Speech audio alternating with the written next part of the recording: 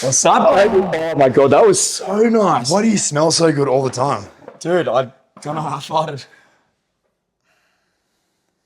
Welcome back to the new episode. Hello.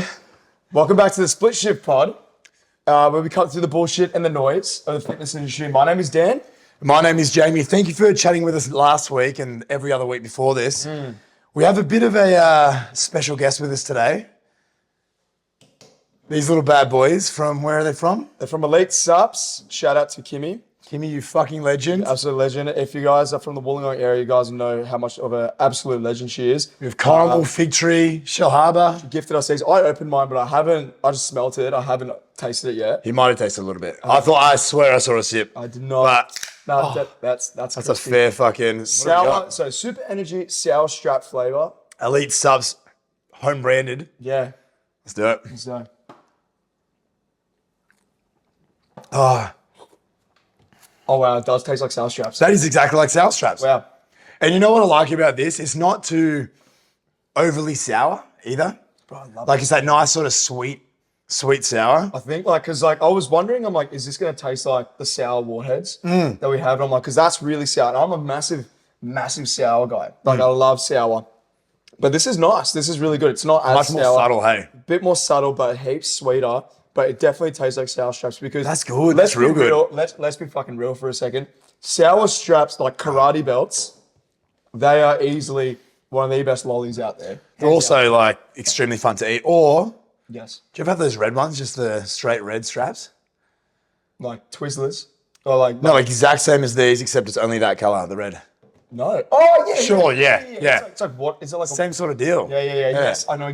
But this one, you're getting that little bit of sherbet. Anyway, Kim, fucking very, very nice. Highly recommend. Let's get this shit done before the fucking camera overheats because it is hot today. It is hot. You can't smell me, but I'm sweating like a motherfucker. Yeah, it's Motherfuckers do sweat. I had to shower before this because like this morning was fucking gross in the gym. It was super hot. It's like 32 degrees outside at the moment. So And my aircon's fucked. So, Yeah. and also we're continuing the same game. So Dan's up. right now, this place is like a ticking time bomb. So see us sweating by the 30 minutes. You understand why. That's why I wore black today. get into Strategic black. We are strategic, but fuck. You want to say that? I don't think you can say that. Okay. You know what I mean? Am I running through the first question? You're on. Hell yeah. Question each. You know the drill. Let's do it. Hell yeah. All right, Jamie. Question for you today, my man. Daniel. I'm tired. This motherfucker's looking like a toddler. Like kicking you know, my when a toddler's hanging off the end of like a high chair. Like a booster seat. What the fuck, dude? I got excited, dude. That was another level. Now I'm sweating. Don't make it weird. It's like almost as bad as footsies. Don't do this again. Oh man. Question for you. I'm tired of being told to just love my body. How can I embrace self-acceptance while still wanting to change it? Oh, yes. Are you okay? That is the shit. That is the shit. I think we've actually spoken a little bit about that before. Like touched on it, I swear to God. Yeah. Unless I've spoken to one of my clients recently about this. We've definitely spoken about Run through it. So how do I stop worrying about... So there's a lot of noise. There's a lot of noise out there of like the body positivity saying like, don't change who you are, like embrace, love your body. But you're just like, you're pretty tired of it. How can I embrace that self-acceptance side of it? Yes. Which is important, but still wanting to be able to change it. Fuck, I love that so much. I actually love that so much. When it comes to body positivity, I think the premise and the base of body positivity is such a fucking positive thing. It's mad. You know, it started out fucking... accepting yourself, having that confidence, all that sort of stuff, enjoying who you are, appreciating who you are, loving who you are. And I feel like somewhere along the way, it's become this sort of toxic thing where if you are wanting to change yourself, you're almost like a traitor to this cult of body positivity. You know? The premise of it and the base of it is fucking on point, but it's just been so skewed. It's been like dragging out of, it's been dragged out of what it's meant to be, which is such a great thing for people. I've had heaps of people come to me over the years with this almost this exact same problem where they're almost scared to set goals because they think that they're doing something wrong because they should just be loving who they are now. Body positivity in itself is not a prison. You know, you're not being trapped by this is who I am, so this is how I should be. You know, you're allowed to love yourself and still want to be better. Yeah. You know, you should be able to love yourself, and that should almost be a reason to want to be better and to improve. For example, I would even relate it to, like say my childhood home, you know, my childhood home, heaps of memories. I absolutely love the place. If I was to, you know, buy that house and move back in there now, I'd be like, fuck, this is nostalgic. This is awesome. I love this house. I love this place I grew up. But you know what? I'm probably going to renovate the kitchen. You know, I'm probably going to renovate the kitchen. I'm probably going to renovate the bathroom, make it more functional, make it, you know, work with my life a little bit more. Make it something that I really enjoy going to because I can appreciate it and it aligns with what I actually want in life, you know, and I want a fucking good kitchen, but I also want that. I want to be able to love my home. That's why I got that nostalgia feeling. So you're allowed to love yourself and love something and still want it to change or still want to improve it. Love that. Or even relate it to, let's say loving your body doesn't need to mean that you're ignoring issues, you know? Loving your body doesn't mean that you need to pretend like there's nothing wrong or there's nothing you can improve, you know? It's like the opposite, right? Yeah, or I would relate it almost to, let's say you can love your dog. You can love your dog and still not pretend that it didn't just eat your fucking couch. You know what I mean? Because that's what it's about. It's about making sure that you can still love yourself and still improve. And that's the number one thing. People get trapped in this fucking thing where they're like, you know, I need to be this because this is who I am, you know? Whereas that is not what it is at all. And on top of that, it's about how you find confidence. Confidence is coming from who you actually are rather than, you know, just weight on the scales or how you look. Correct. You know? Massively. So if you've seen a lot of people see people all the time. I'm sure that you've fucking seen people do this where they lose a whole bunch of weight and they still fucking hate themselves. Massively. You know? Because that weight on the scales and that, you know, person or that body composition that you have does not dictate how confident you are. It'll make you feel better from time to time. You know, you'll be like, oh, I achieved something cool. That's great. But the confidence is going to come from who you're actually being, how you're actually showing up for yourself, showing up for work, showing up for the people around you, the things that actually matter. So changing how you look at confidence and how you look at loving yourself.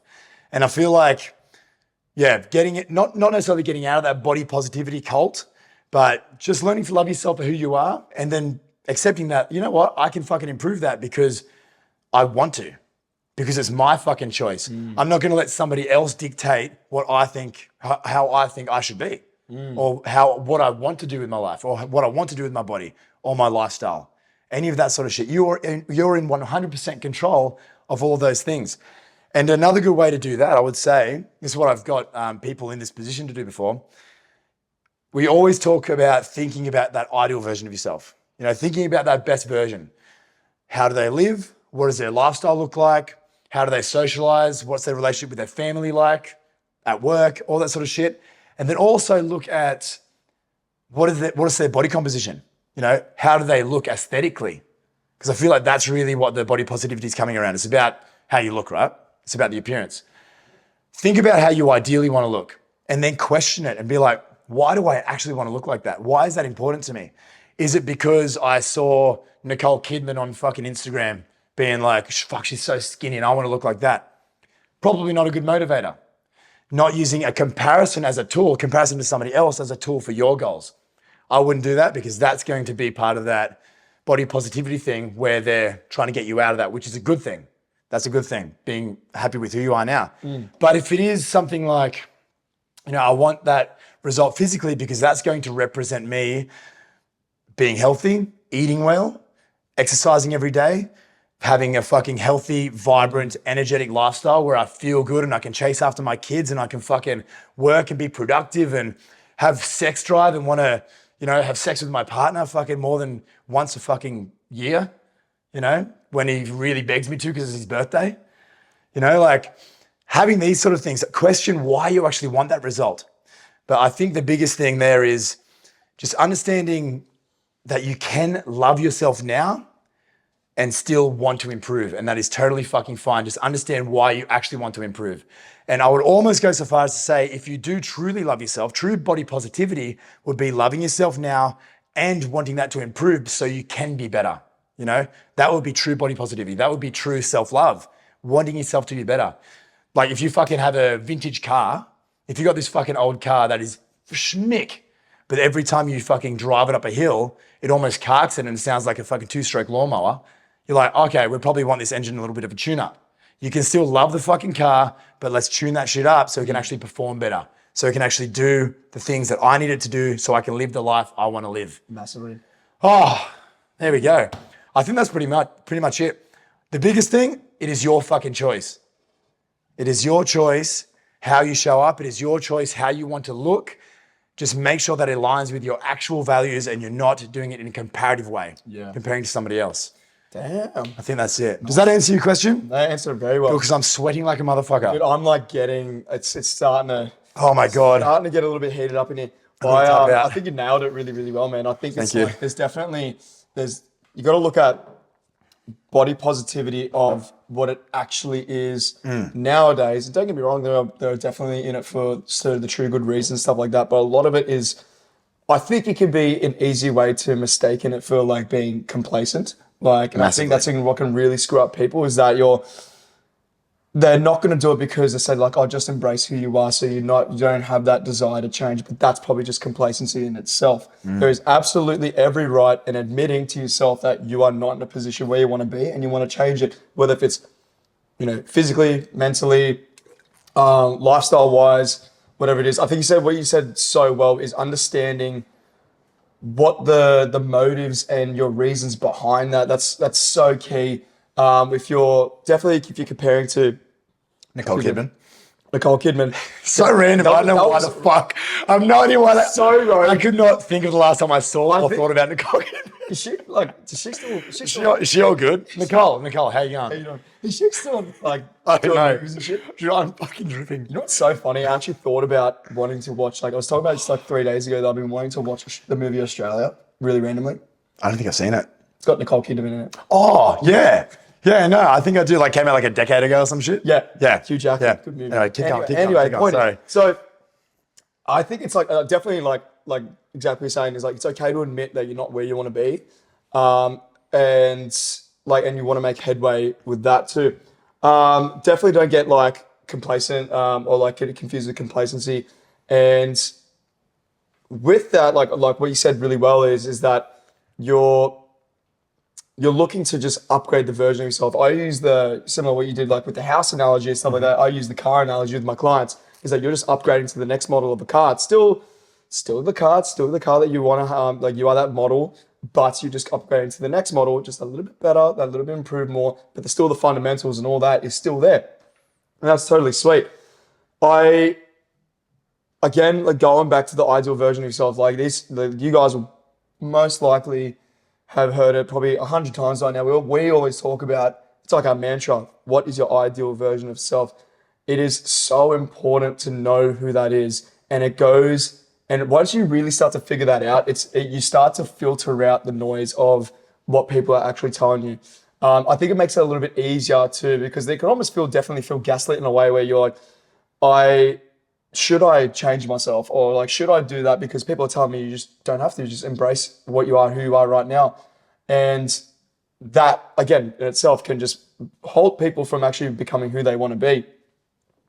So getting really specific on what that ideal version of yourself looks like how you look, how you feel, how you think, your habits, what you want to do with your circle of influence, how you want to support them, how you want to be supported by, just really getting really clear on that and making headway for that there. And that just ultimately kind of like reduces the friction of feeling like, okay, I understand what these people are coming from, but that's not going to be me. Like I want to make change, and that's fine. And you probably are, if it's in a circle of like, especially if it's like, for example, tall poppy syndrome, that is something that we've got to be super careful of as well, is that when it comes down, like I'm going down rabbit holes, but like if you're going down like with like circle of influence or like people saying just embrace who you are, could be a projection also of what they be thinking about themselves because they probably tried to improve themselves, but they just didn't. Yeah. So if you're growing, it's like, no, just love who you are. It's all good. Like, you're so great who you are. Close friends, family, partner maybe. And that also can really be a mind fuck. Because like, oh, my parent, like, you know, my partner's saying just stay the way I am, like loving who I am. But it could be ultimately like a projection of what they're feeling because they've probably tried and they didn't succeed too. So they're scared. Anyway, like we've spoken about circle of influence before, but they could potentially be scared that you might be outgrowing them, whatever it may be. There's so many rabbit holes of this, but knowing that you're sticking to your ideal lifestyle and you want to make headway for that and just stick true with it. So important. I think like comes down to, if we boil it down to the final piece, I'd probably just add on with that is your values will always overshadow your like other people's opinions. Your true values of what you'd want, again to that ideal, your values of the person you want to be, that partner you want to be, that parent you want to be, that healthy version of yourself that's living with full vitality and all that type of stuff. That's gonna over. I don't want to say overshadow, but like it'll have more power than other people's opinions telling you that, because ultimately by the end of it, just to make it really simple, there'll be times where like people might bring you down, or you know, media might say just embrace who you are, whatever it may be. It comes to that body positivity, but knowing your true values will overshadow that any day of the week. I think it's just getting really clear on what that is. I definitely recommend utilize like writing down like on a diary. We definitely, like what I do with a lot of my clients, and you know what we do as well is that we just write the goals down, but also like get real deep in the why. We'll get real deep in who they want to be, because that's their power. That's what resonates with them. And the more that we can actually, rather than take it out in the head, where there are times where probably the noise is going to get a little louder because it's going to be harder, and you're like, oh, maybe I should just embrace who I am right now. But it's probably just a limiting belief at the time. Bring yourself back, bring that power back to you by saying, no, I'm doing this because I want to love myself now. That's fine. But I want to be able to build it to who I am because X, Y, Z reasons. And just kind of just rehashing that. So if you feel like you've struggled with this in the past, I definitely just write it in your diary, write it down on something. And even what I typically do is with my clients is that have it as one of your screensavers, you know, like on phones, like typically if you're an iPhone, or I don't know if Samsung does it, they probably do. But you write down, I don't know, what do I know? Yuck. Someone said it. But put it as one of your screensavers. Every time you open your phone, it has your why there, has your goals there for you. It's always reminding you, so you don't forget. Because like at the end of the day, we're probably gonna forget. There are probably times where, like I said before, it's gonna get a bit more noisier, and it wants to reel you back. But as long as you stay on course and really align, I'm like, that's where I want to go. That's massively important. I think you covered really well of embracing where you are right now, because I think that's huge as well when you're moving, shifting into the direction. Yes, people can come from a place of pain to move forward and all that stuff, but also in saying that, like, it's, just knowing, like, if there's anything to quote, it's okay to love yourself now, but want to improve yourself. Just remember that. It's okay. That's it. It's okay. That's okay. 100%. Yeah, I think the base of body positivity, great. What it's meant for, the full intention of it initially, perfect. But body positivity can be toxic. Can be.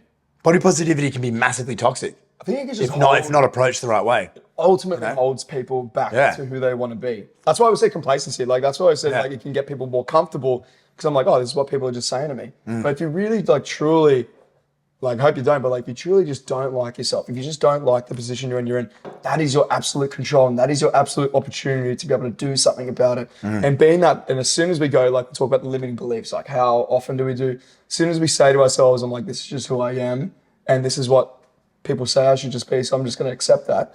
It's done. It's very hard to change from there, but know that you 100% can, and that's completely fine. Start with those steps.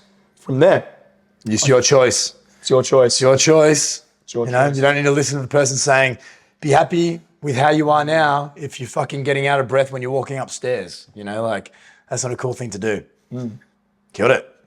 Nice. Man. Next question. Daniel, my turn. Sweet. My turn. Danny. Good man. Darnell. How do I get out of a deficit and look to maintain my results without gaining it all back, as in gaining all the weight back, as in the body fat, as in become a fat cunt again.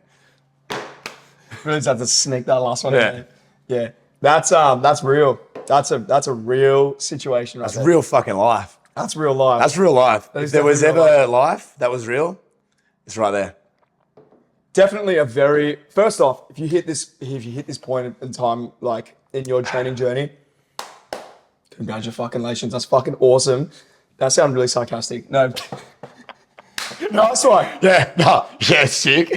No, for real, like, for real. Congratulations. Like, this is why we're getting cancelled. No, genuinely, it's a very awesome moment. You should be absolutely so proud of yourself because deficits are not easy. Deficits are not easy, and done the sustainable way. When you've achieved that weight loss, it is a fucking really awesome moment, and you should be so proud of yourself. That is really, really sick. But now you're moving into the next part of the journey, which is getting back to maintenance without going back to square one. Now, starting with this is how I would navigate with clients is first off, we've got to change our view. Change our view on how we view our food, change how we view our goal journey. You probably had certain markers of weight loss, which is probably like checked your body weight, you probably looked at the measurements, you probably looked at clothing size, reference points like that, how you feel, like immeasurable stuff, and measurable. Probably had those things. Now, some of those things are probably like you're gonna have to look at it more objectively now and kind of look to shift our priorities into other different areas that aligns better with maintenance. And personally, I like to shift more of that energy more into performance and fueling the body.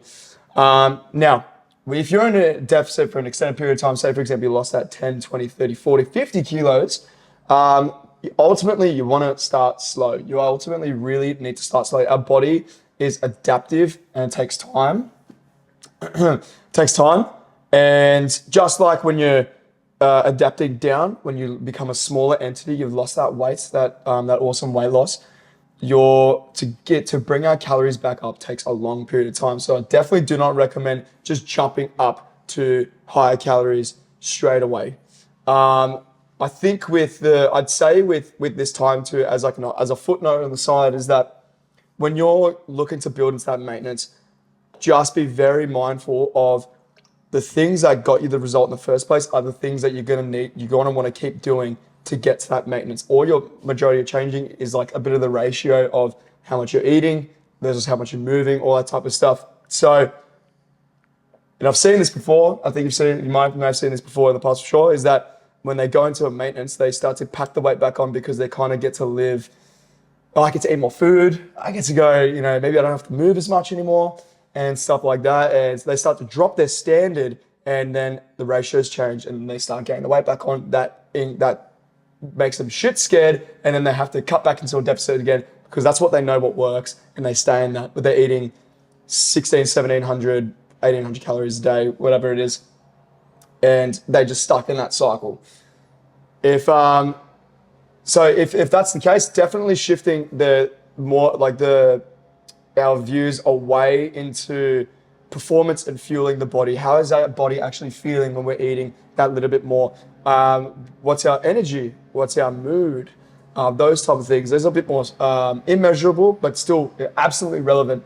Performance side, let the performance do more of the talking now.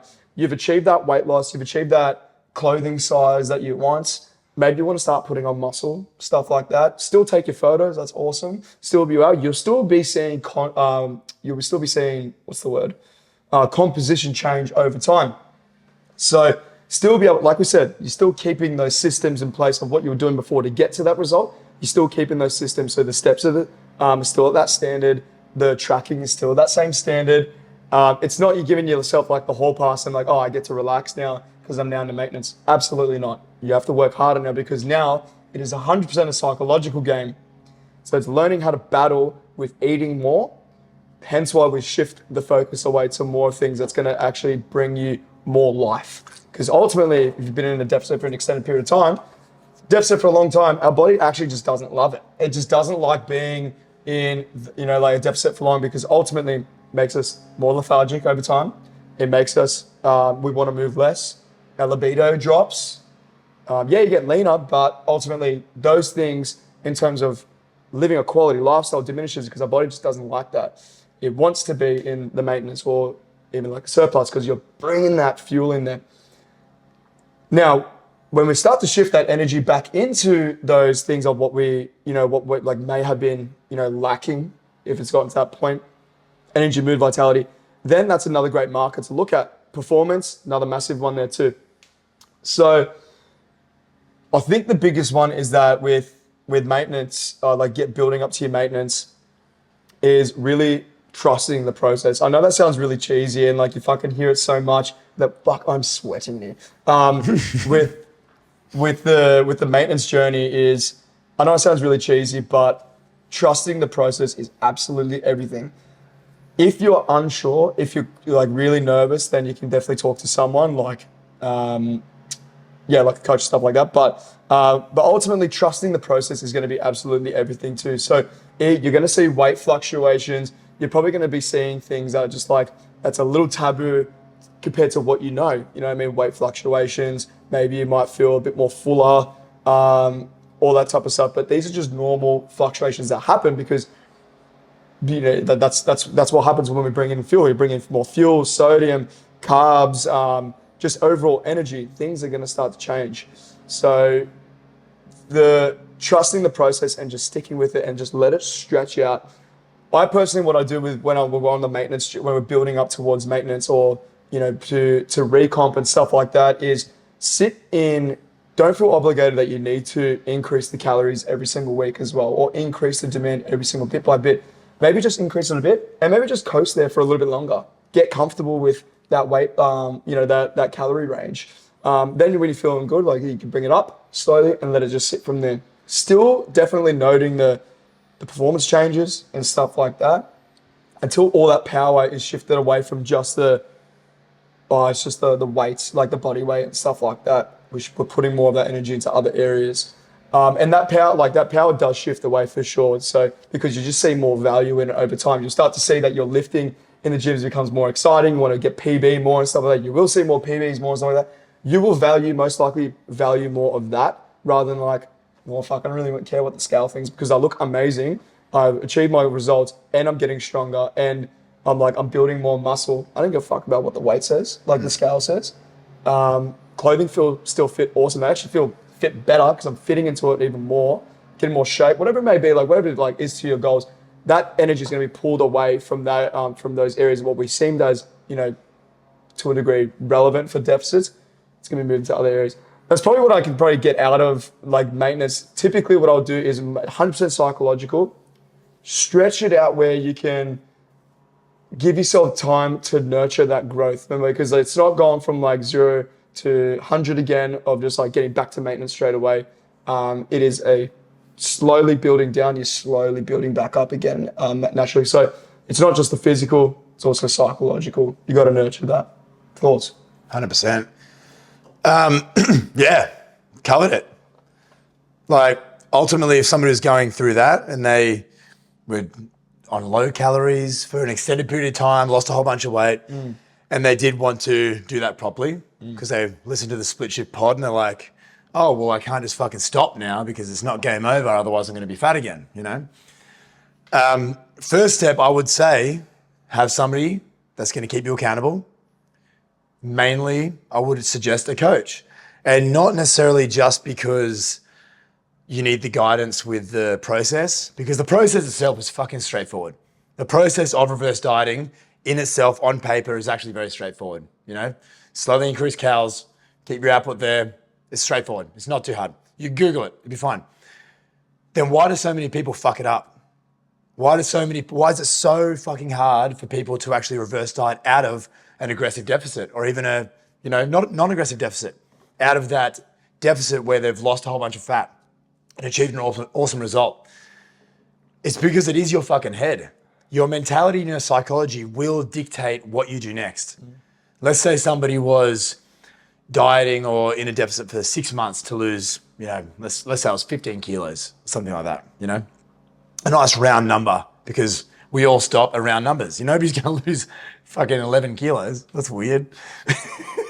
If you do it, you're losing 10, 12, or 15. So anyway, let's say they were dieting for 6 months to lose 15 kilos.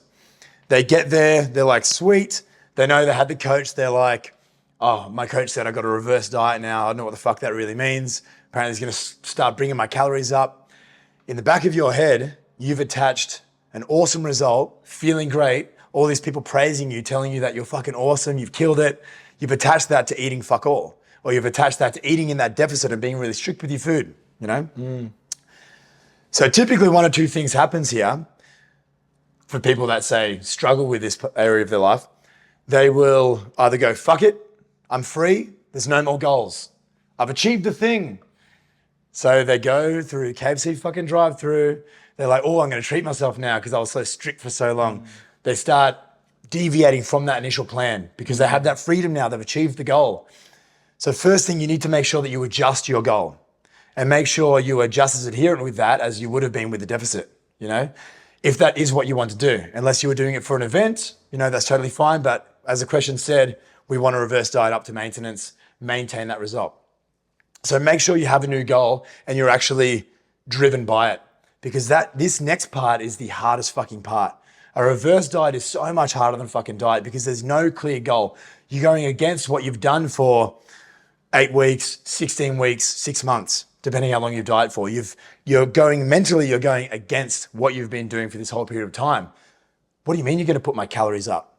You're going to put my calories up? That's literally the opposite. I've spent this whole time putting my calories fucking down and spending fucking 3 hours on the stepper every week. What do you mean you're going to reduce my stepper slightly?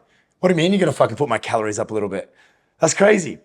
Your mind's going to play different games with you. You're going to think, as these calories start coming up, you may put on like a kilo, whatever, like Danny said, sodium, carbs, you'll retain more water, you'll retain more fluid. You're probably going to get a little bit more fluctuations with the weight. That's normal. And your coach probably told you that. But you're like, fuck, like I'm eating more calories. Fuck, oh, my pants are definitely getting tighter. No, they're definitely getting tighter. I've got to tell my coach I'm fucking got to stop putting my calories up because fuck. And you might find yourself skipping meals. You might find yourself lying in your food diary. You might find yourself doing these other things because you're like, fuck, I just don't want to get fat again. I'm scared of that fucking person, And this actually would tie into that first question about body positivity and actually loving yourself for where you are in the journey at the time, Make sure you accept yourself and love yourself for where you are, because ultimately you're going to that ideal version of yourself, wherever that is. If it is, you're the same weight, but you just fucking have a bit more energy, you got higher calories. Or maybe you wanted to be 5 kilos heavier than you are now with the same body fat percentage, and putting on 5 kilos of muscle might take a couple of years, whatever it is. Knowing that you can love yourself for where you are on that journey, you will be fucking so much happier with the whole process. So making sure that you're bringing what we were talking about in question 1 into this second question.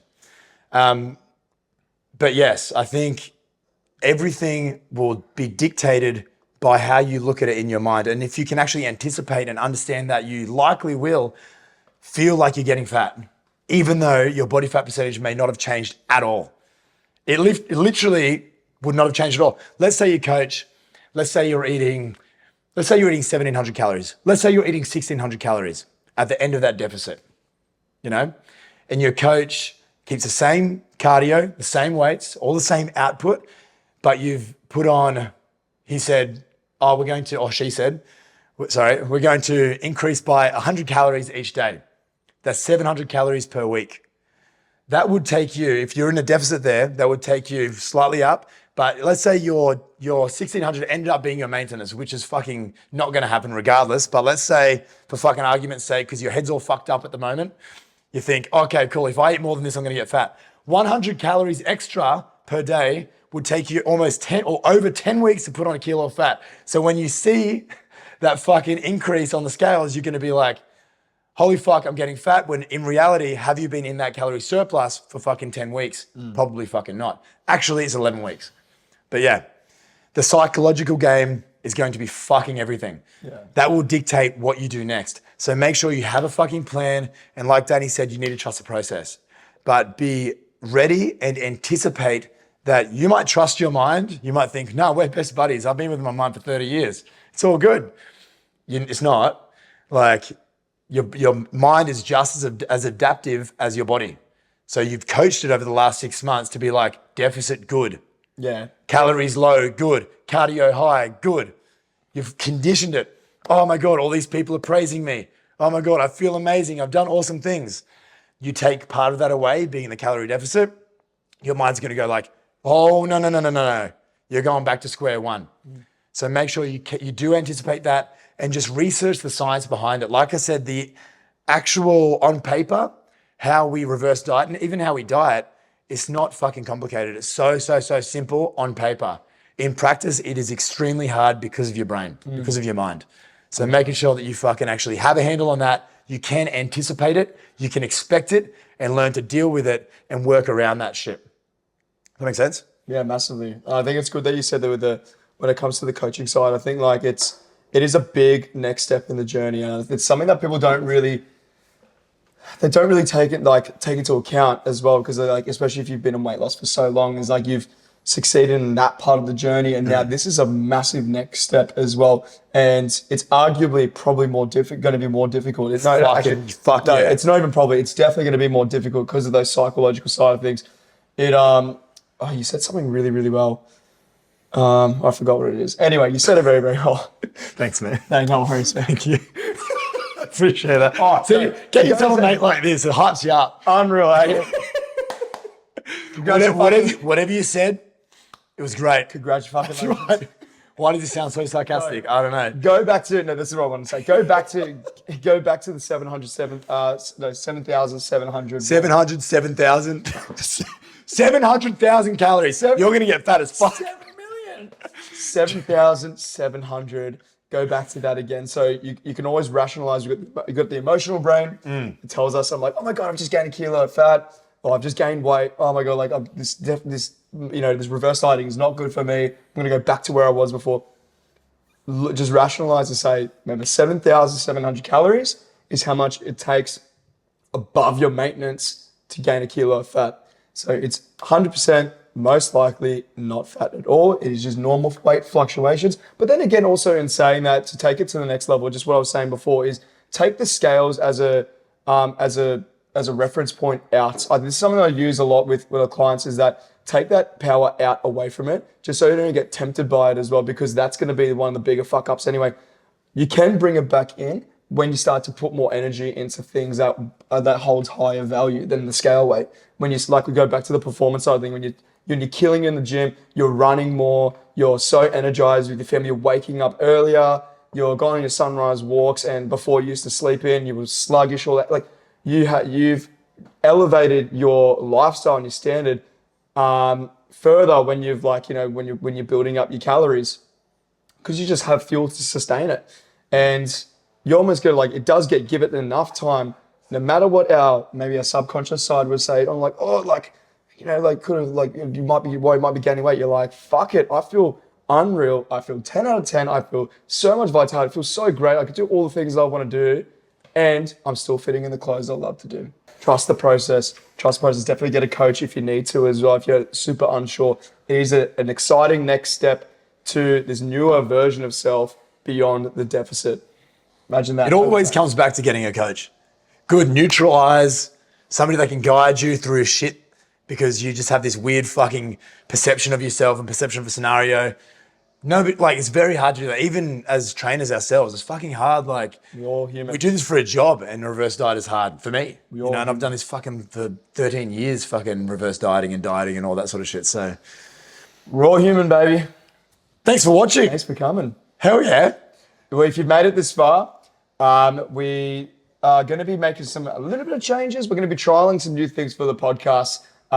We would love to hear your feedback as it comes out. But if you enjoyed this episode, subscribe if you're on YouTube, comment on what you think, comment on your thoughts on the podcast, on these questions as well, your experiences. If you're on Spotify, give us a 5 stars.